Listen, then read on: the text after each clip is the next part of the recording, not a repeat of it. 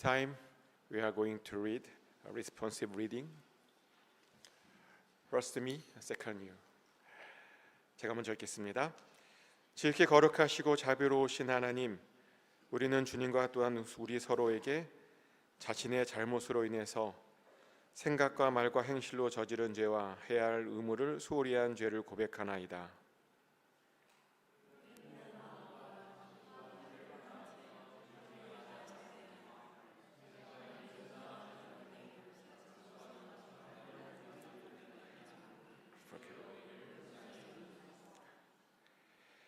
그리스도께서 우리를 섬기셨듯이 우리도 서로 섬기라 하신 명령에 무관심하였고 그리스도의 뜻에 진실하지 못했으며 주님의 성령을 슬프게 했나이다.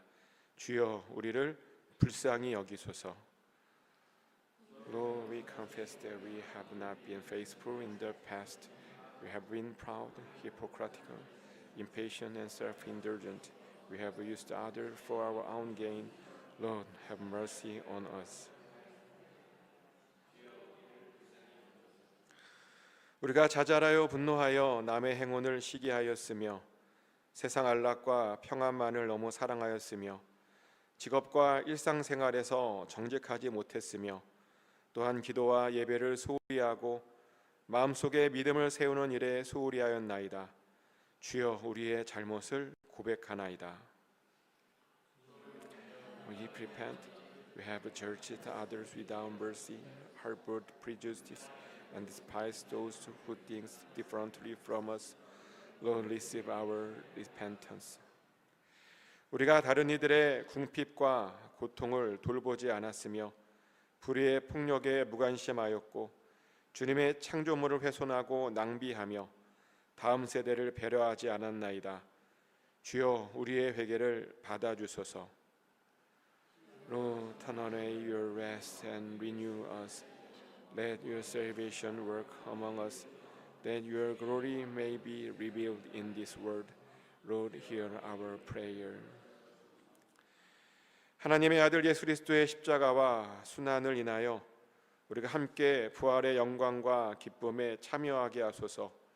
주여 우리의 기도를 들어주소서. Almighty God, we sincerely repent and seek you, the Holy Spirit.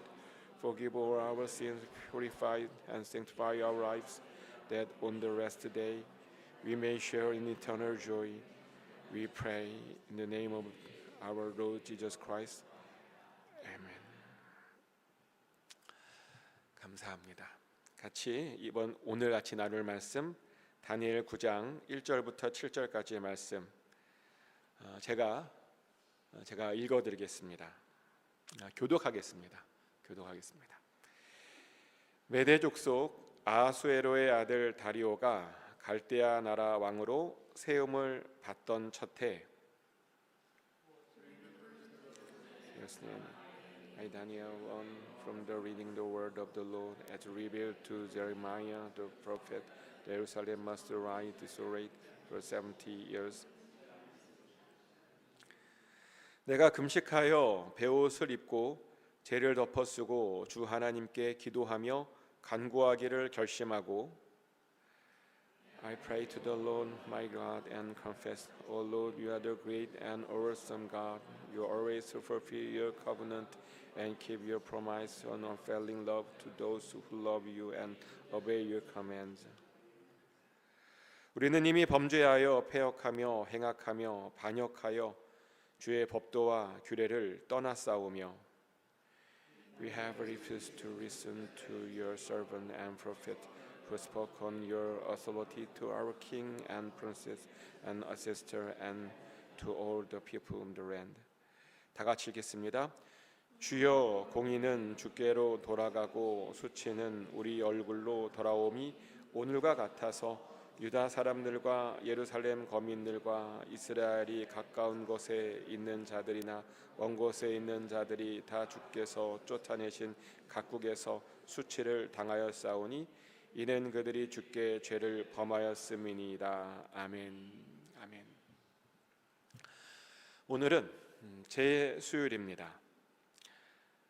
제수요일이란 오늘부터 예수님의 십자가 죽음을 기념하는 성금요일까지 40일이 남은 것을 기념하는 그런 날을 제수일이라고 말합니다. 그러니까 그래서 오늘부터 성금요일까지를 우리가 사순절이라고도 그래서 부릅니다. 우리 기독교가 이렇게 사순절을 지키게 된 역사는 사실은 굉장히 오래되었습니다. 초대교회 공동체는 예수님께서 죽으신 날을 기념해서 예수님처럼 40일을 금식했었죠. 제자들은 그랬습니다. 그리고 그것들을 다른 사람들에게 권면하기도 했었습니다. 40일을 금식했는데, 그러나 모든 기독교인들이 다 그 금식에 참여했던 것은 아니었습니다. 왜냐하면 40일을 함부로 금식하면요 정말 목숨을 걸어야 하는 그런 일일 수도 있기 때문입니다. 아무튼 그렇게 사순절이라고는 부르지 않았지만 초대 교회 때부터 예수님의 죽으심을 기념하면서 뭔가를 계속 했었습니다. 그러던 것이 주 325년에 니케아 공회에서 이 사순절이라고 하는 것을 이제 공식적으로 인정하게 되죠. 그래서 신자들은 이 사순절 기간 동안에 금식은 아니더라도 회개를 한다든지 아니면 영적 훈련을 한다든지 하면서 자신의 신앙을 새롭게 해야 할 그런 시간을 보냈습니다. 그러던 것이 이제 시대가 흘러가면서 이 영적 훈련들을 점점 더 심하게 하는 그런 붐이 일어나게 됐고요. 그러니까 사순절이 되면 막 어려운 일을 하고 하지 말아야 할 일들이 막 더 많아지게 된 겁니다. 그러다가 종교개혁이 일어났죠. 근데 그때 종교개혁을 했던 사람들은 이런 생각을 했었습니다. 사순절을 지키는 건 너무 좋은 것 같은데 너무 과한 것 같다. 이렇게 과한 것을 계속 지키는 것이 과연 옳은 것인가 라고 하는 그런 의문을 품게 되었고요. 그래서 어떤 종교개혁자들은 사순절을 지키지 않아도 되는 것은 아닌가, 그러면 지키지 말자라고 하는 그런 선포까지 하게 되었습니다. 그러자 많은 이들이 어려웠으니까 이 사순절을 지키지 않아도 되고 그렇게 안 지켰죠. 그래서 제수일도 사실은 꽤 오랫동안 지키지 않게 되었습니다. 그러던 것이 이제 30-40년 전부터 개신교 예배학자들을 중심으로 그것이 과연 옳은가라고 하는 그런 반성의 목소리들이 생기기 시작했습니다. 우리가 종교개혁을 한 것까지는 좋았는데 너무 많은 기독교 좋은 전통들을 없애버렸답니다.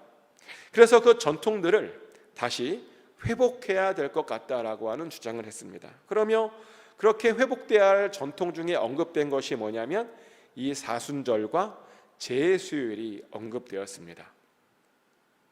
그랬더니 그 결과 요즘은 많은 교회들과 많은 교회들이 이 사순절과 제수일을 같이 지키고 있는 중입니다. 제수일을 지킨다는 것이 어떤 의미냐 사람들이 물어보는데요. 제수일을 지킨다라고 하는 것은 뭐냐면 이날 이마나 손등에 재를 가지고 십자가를 그으면서 하루를 보내는 그런 것을 제수일을 지킨다라고 말합니다. 그래서 우리가 사실은 작년에도 그랬죠. 기억나십니까? 작년에 우리가 작년에도 했는데요. 작년에 하면서 좋았는데 사실은 작년에도 말씀드렸는데 저도 이것을 미국에 와서 처음 보았습니다.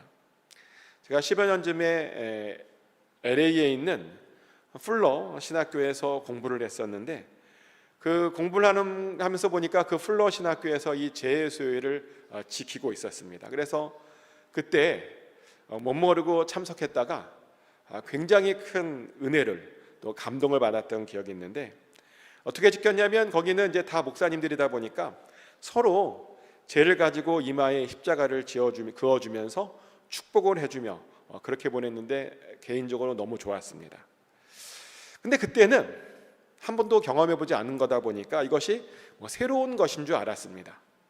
근데 나중에 보니까요 이것이 전혀 새로운 것이 아니었고요, 무려 6세기 때부터 내려오던 우리 기독교의 전통이었다는 것을 알게 되었습니다. 근데 이것을 그동안 우리만 안 하고 있던 거죠. 그래서 그것을 알고 저는 매년 제수일 때마다 제로 십자가를 긋는 제수일을 지키게 되었습니다. 근데 왜 그렇게 십자가를 긋는 것이 중요한가? 사실은 아주 중요한 이유가 있는데요. 요한계시록 9장에 보면 말세가 되면 하나님의 백성들의 이마에 예수 그리스도의 표식이 있게 될 것이라고 이렇게 말하고 있죠. 요한계시록 9장 4절 말씀입니다. 그들에게 이르시되 땅의 풀이나 푸는 것이나 각종 수목은 해하지 말고 오직 이마에 하나님의 인침을 받지 아니한 사람들만 해하라 하시더라. 아멘. 제가 방금 읽어드린 말씀에 보면 이마에 있는 하나님의 인침이 바로 예수 그리스도의 표식이라고 되어 있습니다.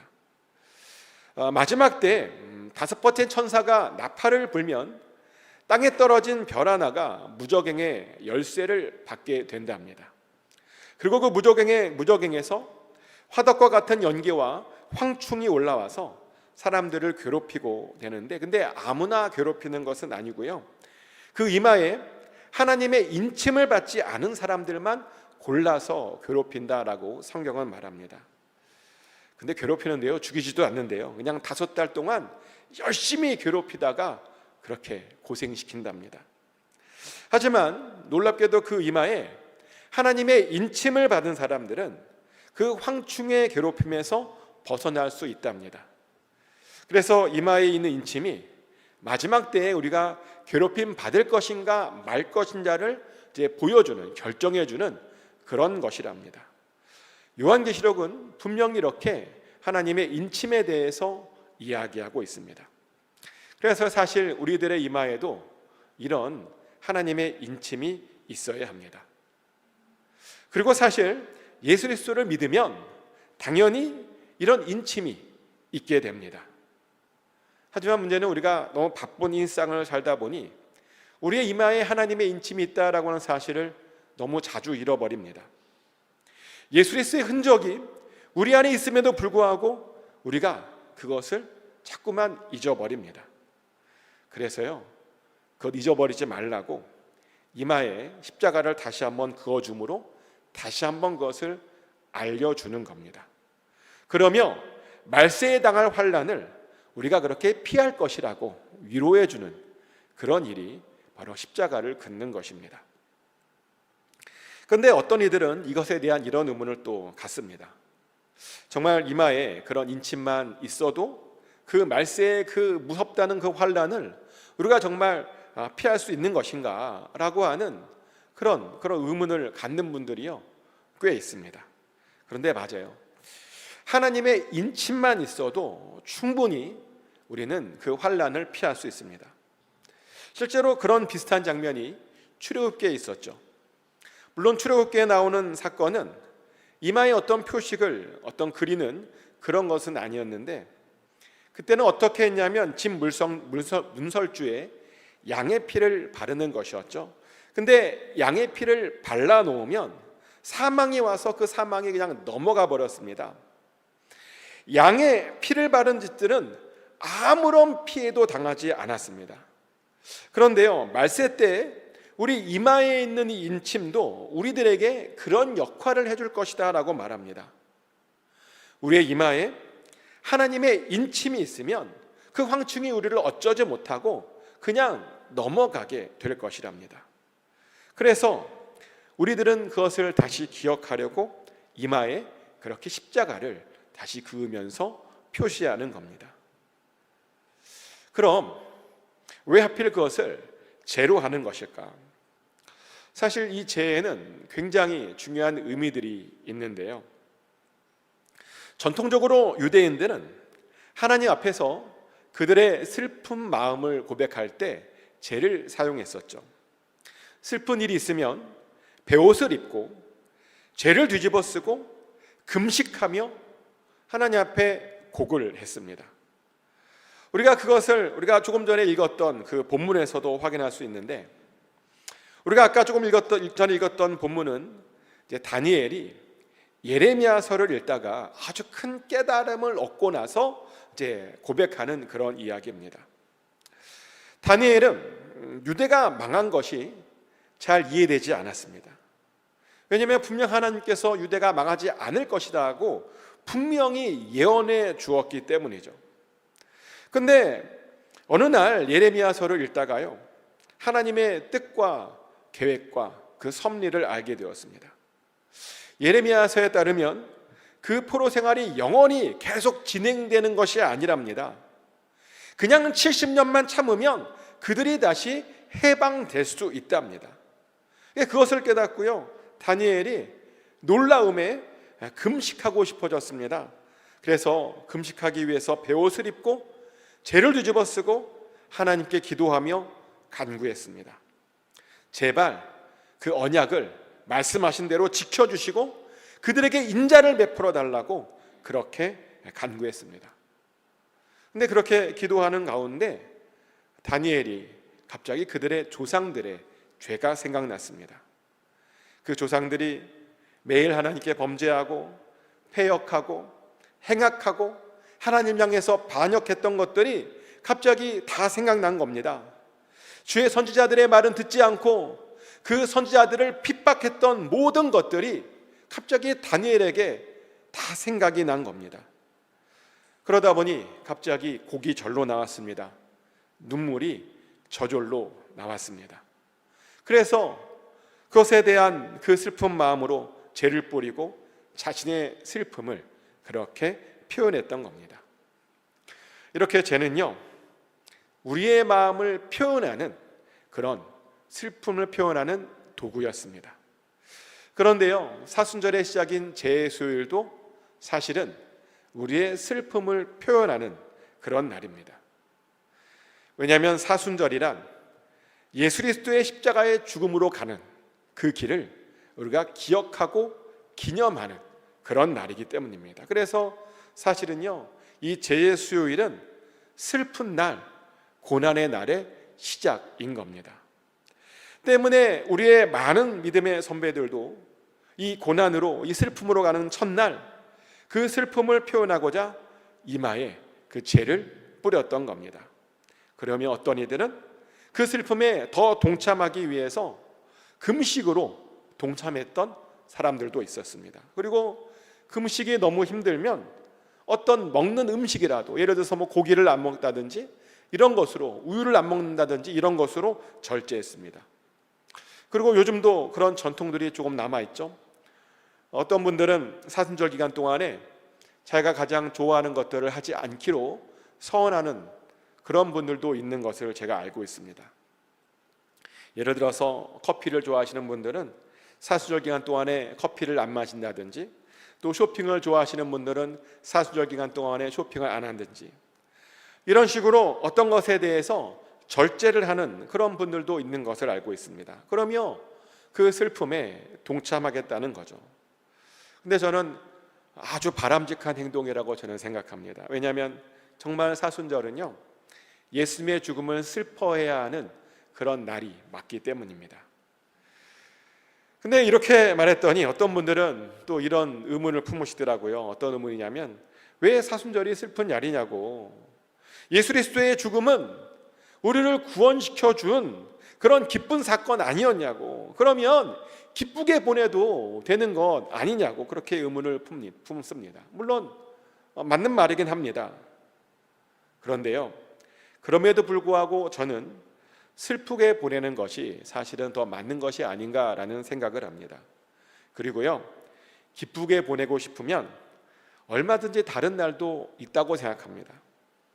예를 들어서 부활절이라든지 추수감사절이라든지 성탄절이라든지 아니면 매 주일이라든지 얼마든지 기쁘게 보낼 수 있는 다른 날들도 있습니다. 굳이 사순절까지 그렇게 기쁘게 보낼 필요는 없다는 겁니다. 그리고 저는 하나님 앞에서 우리의 슬픔을 보여드리는 것이 예수님의 아버지 되시는 하나님의 슬픔에 같이 동참하는 것이라고 저는 생각합니다. 예수 그리스도의 그 십자가의 죽음을 앞에 두고 하나님 아버지의 그 마음이 어떠하셨을 것 같으십니까? 예수님께서 죽고 모든 인류가 구원을 받게 되니까 하나님도 그냥 신나셨을까요? 그래서 그 십자가 사건을 하나님께서 신이 나서 막 그렇게 준비하셨을까요? 아니요, 절대로 그렇지 않습니다. 하나님도요, 예수님의 십자가 죽음을 그렇게 준비하시면서 사실은 크게 슬퍼하셨을 겁니다. 우리가 그것을 어떻게 확인할 수 있냐면, 예수님께서 십자가 위에서 돌아가셨을 때 하늘에서 또 그 주변에서 어떤 큰 징조들이 일어났던 것을 통해서 우리는 확인할 수 있습니다. 예수님께서 십자가에 돌아가시자 어둠이 온 하늘을 덮었다라고 성경은 말합니다. 바위들이 터지고 땅은 마구 흔들렸답니다. 심지어 성전 안에 있던 휘장은 아주 처절하게 반으로 찢어졌답니다. 하나님께서요, 그렇게 자신의 슬픔을 표현하신 겁니다. 그래서 우리들도 사실은 그런 하나님의 슬픔에 동참해야 합니다. 그리고요, 그 슬픔에 동참하기 위해서 슬픔을 상징하는 죄를 우리가 그래서 뿌리는 겁니다. 그런데 이 죄에는 단순히 슬픔의 의미만 있는 것은 아닙니다. 이 죄에는 동시에 회개의 의미도 있습니다. 조금 전에 말씀드렸던 다니엘도 죄를 뿌리면서 자신의 슬픔만 고백했던 것은 아니었죠. 그가 그렇게 고백하면서 동시에 그의 조상들이 저질렀던 그 모든 죄악들을 자기가 대신 회개했었습니다. 사실 이 사순절은요, 우리가 더욱 회개에 집중하는 그런 시간이 사실은 되어야 합니다. 예수님께서 왜 죽으셨습니까? 우리들의 죄를 위해서 죽으셨습니다. 바로 저와 여러분들의 죄를 위해서 죽으신 겁니다. 우리는요, 정말 죄인입니다. 하나님의 말씀대로 살았어야 되는데 말씀대로 살지 못했을 때가 너무나 굉장히 많았습니다. 자꾸 하나님을 의심했습니다. 자꾸 하나님을 무시했습니다. 자꾸 하나님을 배제했습니다. 그냥 세상 사람들이 살아가는 방법대로 우리도 똑같이 살아가도 전혀 그것이 문제라고 느끼지 못했습니다. 하나님의 법에도 별로 관심이 없었습니다. 하나님께서 우리들에게 무엇을 원하시는지 별로 관심이 없었습니다. 하나님께서 무엇을 기뻐하시는지 별로 관심이 없었습니다. 그냥 우리들은 그냥 오늘 하루 기분 좋게 보내면 그것으로 만족하며 그렇게 살아가고 있었습니다. 근데 아닙니다. 우리는요, 적어도 하나님의 법이 무엇인지는 알고 살아야 됩니다. 그럼 우리는 어떻게 해야 하나님의 법에 대해서 알 수 있을까요? 감사하게도 하나님께서는 이미 우리들에게 하나님의 법이 들어있는 성경책을 우리들에게 주셨습니다. 그래서 우리들은 성경책을 읽으며 그 하나님의 법에 대해서 잘 알 수 있고 알아야 합니다. 한번 질문 들어볼까요? 어떻게 요즘 성경책을 좀 잘 읽고 계십니까? 반드시 잘 읽고 계셔야 합니다. 성경책을 읽고 있어야 우리가 하나님의 법을 알 수 있는 겁니다. 혹시라도 요즘 성경책 읽는 것에 게으름을 피우고 있다면 다시 열심을 내시기를 권면드립니다. 회개하시고 다시 성경책을 통해서 하나님의 법을 좀 잘 아셨으면 좋겠습니다. 그것이 바로 하나님께 죄를 저지르지 않는 것입니다. 또한 동시에 우리들은 하나님께서 우리들에게 무엇을 원하시는지도 우리는 잘 알아야 합니다. 그럼 하나님께서 우리들에게 무엇을 원하시는지는 우리가 어떻게 알 수 있을까요? 그것은 우리가 기도를 통해서 알 수 있습니다. 기도를 하다 보면 놀랍게도 처음에는 하나님의 뜻이 뭔지 몰라 그냥 이것저것 기도하게 됩니다. 그런데 기도를 계속 하다 보면요, 이상하게 놀랍게도 그 기도들이 계속 좁혀지다가요, 그 여러 개의 기도들이 결국에는 몇 개의 기도로 압축됩니다. 성령 하나님께서요, 우리들의 그 여러 기도를 몇 개의 기도로 그렇게 압축시켜 주는 겁니다. 그리고 그렇게 압축시켜 주면 우리는 그렇게 기도하면서 아주 자연스럽게 하나님의 뜻과 계획을 알게 됩니다. 그리고 기도하면서 그것을 이루게 되고 하나님의 뜻을 성취하게 됩니다. 그렇게 하나님의 뜻대로, 하나님의 뜻 안에서 우리가 살게 되는 겁니다. 그래서 기도하라는 겁니다. 또한 우리들은 하나님을 기쁘시게 드려야 합니다. 그럼 어떻게 해야 하나님을 기쁘시게 드릴 수 있을까요? 하나님을 잘 섬기면 되겠죠. 예배로 하나님을 섬기고 봉사로 다른 사람들을 섬기면 됩니다. 그렇게 우리가 하나님을 사랑하고요, 이웃을 내 몸과 같이 사랑하면 됩니다. 그러면 그것만 해도 하나님께서 우리들을 정말 기뻐하십니다. 하지만 사실 제가 지금 말씀드렸던 모든 것들은요, 이미 여러분들이 다 알고 있는 그런 내용입니다. 그런데 분명히 아는데도 우리는 뭐라고 말하냐면 육신이 연약하다는 핑계로, 아니면 우리의 삶이 너무나 바쁘다는 핑계로 그 알고 있는 것들을 우리가 잘 실천하지 못하고 있습니다. 근데 그러면 회개라도 해야 합니다. 우리가 잘 못하고 있으니 잘못을 인정하고 눈물로 우리가 회개를 해야 합니다. 예수 그리스도의 그 십자가에 흘리신 그 보혈로 다시 우리의 그 죄악들을 다시 씻으며 하나님 앞에 나와야 합니다. 그런데요, 문제는 그것도 잘 하지 않고 있다는 겁니다. 그래서요, 그것을 잘 안 하는 우리들을 위해서 하나님께서 제발 좀 그것이라도 하라고 이렇게 우리들에게 사순절을 만들어 주신 겁니다. 그래서 이때만큼은요, 다른 것들 하지 말고 좀 우리의 죄들, 하나님 앞에 지었던 그 죄들을 좀 우리가 돌아봐야 하는 겁니다. 그동안요, 잘 살지 못했던 것들을 다시 하나님께 아뢰야 합니다. 회개하고 전심으로 하나님께 돌이켜야 됩니다. 물론 다시 무너질 겁니다. 다시 우리는 그럼에도 불구하고 죄를 저지를 겁니다. 그런데 감사한 게 뭔지 아십니까? 하나님께서는요, 우리들이 다시 무너질 것이라는 것을 이미 다 알고 계신다는 겁니다. 그런데요, 그럼에도 불구하고 우리가 회개하기를 원하신다는 겁니다. 다시 우리가 하나님께로 돌이키기를 그럼에도 불구하고 원하신다는 겁니다. 적어도요, 이 사순절 기간만큼은 꼭 그렇게 하기를 원하시고 계신다는 겁니다. 그러니 꼭 회개하면서 우리가 이 사순절을 보내야 됩니다. 그렇게 이 사순절을 시작하면 됩니다. 그리고 그것을 위해서 사실 우리가 사순절의 첫날 제를 뿌리는 것이죠. 또한 이 제에는 하나님의 풍성하신 은혜의 뜻도 담겨져 있습니다. 유대인들은요, 하나님의 풍성하신 은혜를 표현할 때도 제를 사용했었습니다.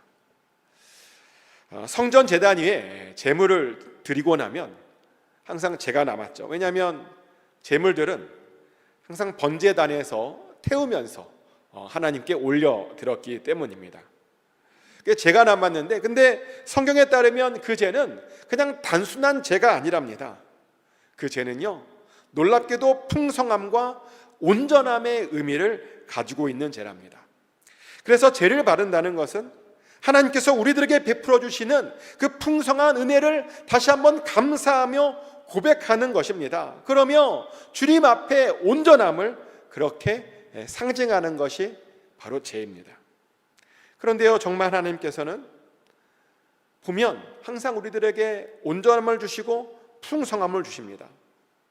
우리가요, 주 안에서 주님과 동행하는 한 절대로 부족한 것들이 없게 됩니다.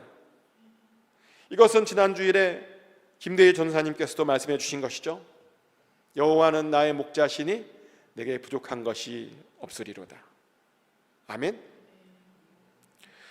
우리는 우리의 목자 되시는 하나님의 음성에 반응하는 한 절대로 부족한 것이 없게 됩니다. 하나님께서 우리의 목자가 되어주시는 한 부족한 것이 뭡니까? 온전해질 수 있습니다. 그래서 그것을 잘 알고 있던 우리 믿음의 선배들도요, 그런 의미로 그렇게 제를 뿌리고 발랐던 겁니다. 그런데 이런 풍성함과 온전함들이 예수 그리스도의 십자가를 통해서 아주 더 특별하고 깊은 의미를 가지게 되었습니다.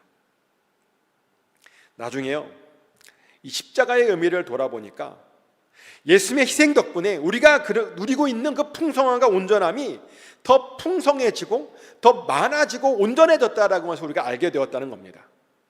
실제로요, 예수 그리스도께서 실패했기 때문에 우리가 성공할 수 있었던 겁니다. 예수 그리스도께서 십자가 위에서 근신하셨기 때문에 우리가 그 근심에서 해방될 수 있었던 겁니다. 예수 그리스도께서 좌절해 주셨기 때문에 우리가 다시 일어날 수 있었던 겁니다. 예수 그리스도께서 채찍에 맞으심으로 우리가 나음을 입었습니다. 예수 그리스도께서 버림받으심으로 우리가 찾은 바 되었습니다. 예수 그리스도께서 눈물 흘리셨던 까닭에 우리가 기쁨으로 웃을 수 있게 되었습니다.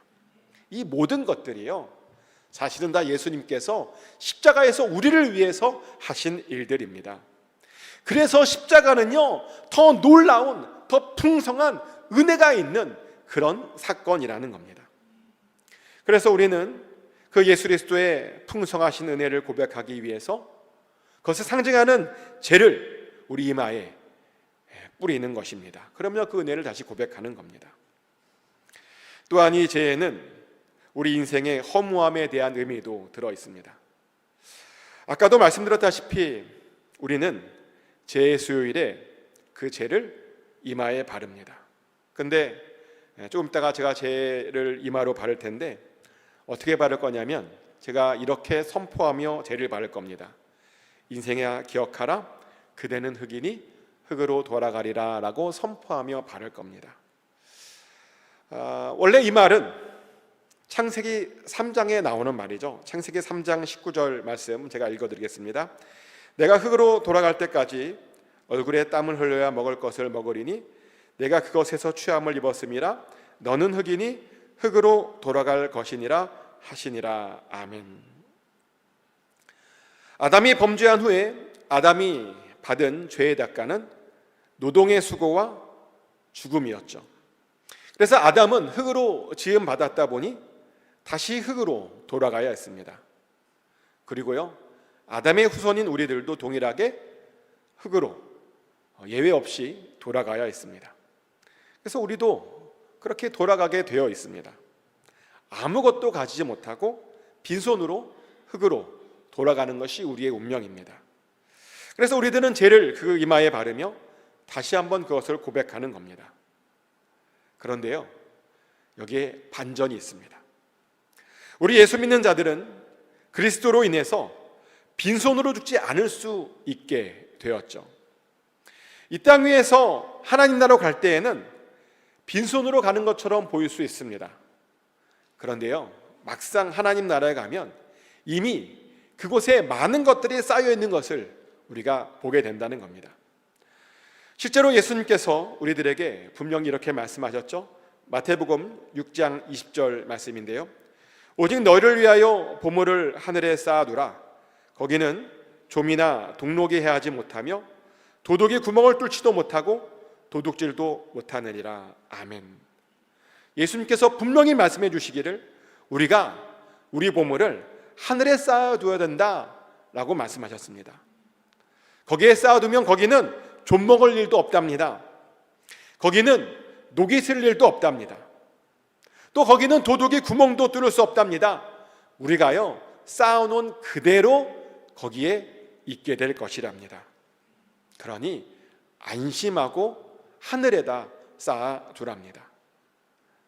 그 말은 무슨 말이냐면 빈손으로 가는 것 같지만 사실은 허무해 보이지만 허무한 것이 아니고 더 풍성할 수 있다는 겁니다. 그래서 저도요, 이 땅이 아닌 하늘에 많이 쌓아두려고 노력합니다. 아마 제 혼자 생각하기에 제가 하늘에서는 좀 부자가 아닐까라는 생각을 좀 해봅니다. 이 땅 위에서는 가난한 목사이지만 하늘에서는 적어도 중산층 좀 이상은 아닐까라는 생각을 좀 해보게 되는데, 왜냐하면 모르겠어요. 좀 그동안 나름 쌓는 대로 쌓았거든요. 많은 재물들을 최선을 다해서 쌓았습니다. 하나님께 건강도 드렸고요, 젊음도 드렸습니다. 또 제가 가지고 있는 재능도 드렸고요.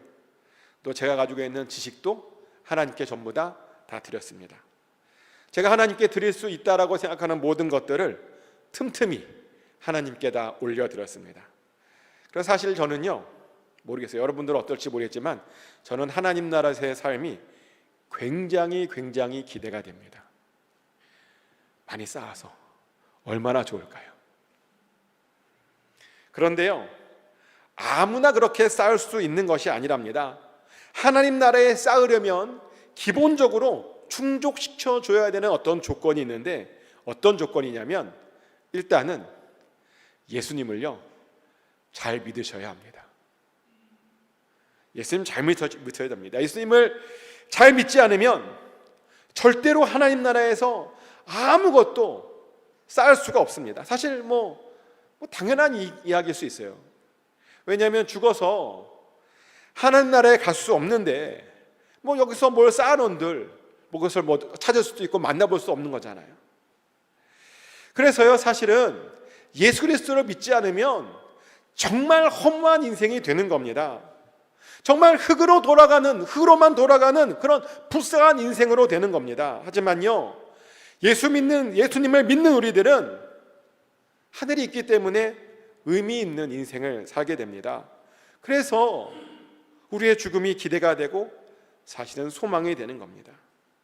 그래서 우리들은 그것을 기대하며 죄를 이마에 바르는 겁니다.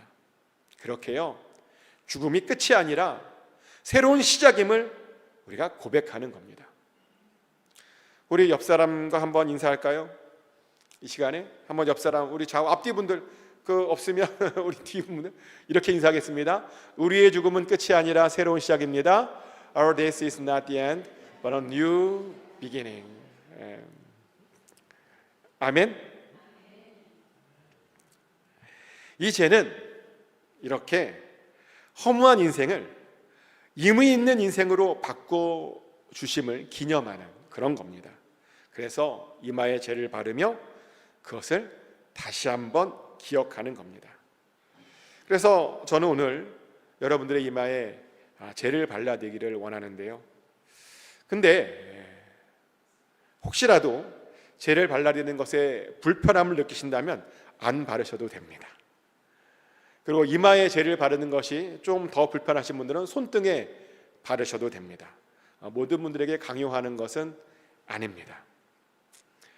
예배가 끝나고 좀 이따 주기도문이 끝나고 이마나 손등에 죄를 바르기를 원하시는 분들만 한 분씩 나와 오시면 제가 발라드리겠습니다. 그리고 그렇게 발음 받으실 때 그냥 받지 마시고 꼭 이 죄의 의미, 아까 제가 말씀드렸던 그 죄의 의미들 있잖아요. 그 죄의 의미들을 다시 한번 좀 깊이 묵상해 보셨으면 좋겠습니다. 다시 한번 말씀드리지만 이 죄는 예수 그리스도의 죽음을 슬퍼하시는 하나님 아버지의 슬픔에 동참하는 그런 의미가 있습니다.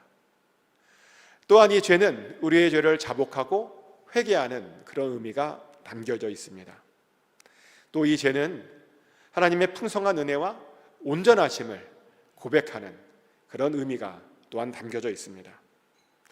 또 이 죄는 허무한 인생을 허무하지 않은 인생으로 변화시켜 주시는 하나님께 감사를 고백하는 의미가 담겨져 있습니다. 그 의미들을 잘 기억하셔서 죄를 바를 때 여러분의 영혼에 다시 한번 그 하나님의 인이, 예수 그리스도의 그 표징이 다시 한번 쳐지시기를 축복합니다. 그래서 마지막 날에 환난도 피하고 구원도 받게 되는 그런 복된 인생 되시기를 예수 그리스도 이름으로 축복합니다. 기도합니다. 하나님 아버지, 제 수요일 이 제 의미들에 대해서 같이 다시 한번 나눴습니다. 우리가 이 시간 예수 그리스도의 그 죽으심의 의미를 기억하고 하나님 아버지의 슬픔에 동참하고 또한 우리의 죄를 자복하고 하나님께서 십자가를 통해서 우리에게 주시려고 하시는 그 풍성하심이 무엇인지를 기억하고 또 영원한 나라에서 우리가 갖게 될 것을 다시 한번 기억함으로 아버지 죄를 바르기를 원합니다. 아버지, 우리와 함께하여 주시고 아버지, 그 은혜를 우리가 꼭 경험하게 하여 주시옵소서. 감사드립니다. 예수 그리스도 이름으로 기도드렸습니다. 아멘.